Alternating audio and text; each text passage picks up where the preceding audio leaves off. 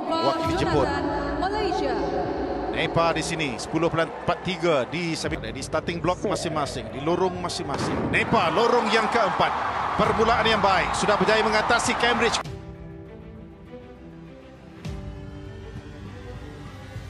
Nama saya Jonathan Nepa, acara 100, 200 dan 4x100.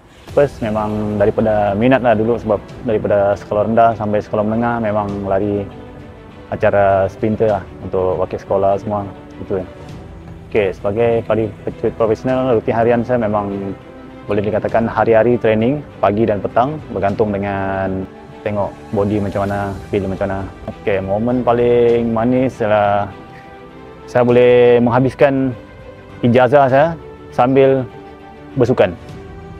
Saya fikir sebab satu je, kenapa saya nak give up sekarang kalau saya dah start daripada sekolah rendah lagi sampai sekolah menengah dan sampai ke tahap ni, kenapa saya nak kena give up. So saya selalu fikir benda tu lah untuk terus motivasi. Cabaran paling besar ialah injury lah. Kalau rasa macam, bukan injury, kalau ada rasa something macam sakit-sakit, tak sedap, tak selesa untuk training, dia akan mengganggu fokus lah sebenarnya. So benda tu paling mencabar lah untuk saya.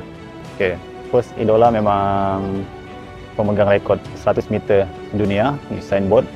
Sebab saya first masuk national team pun sebab 2014 saya tengok video, dah banyak tengok video.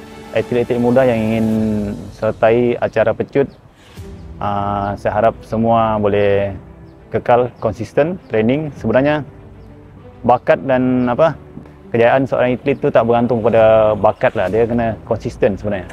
Kena konsisten training dan fokus, baru boleh ada hasil. Okey, target untuk tahun 2025 ialah first saya target untuk qualified untuk Sukan C lah.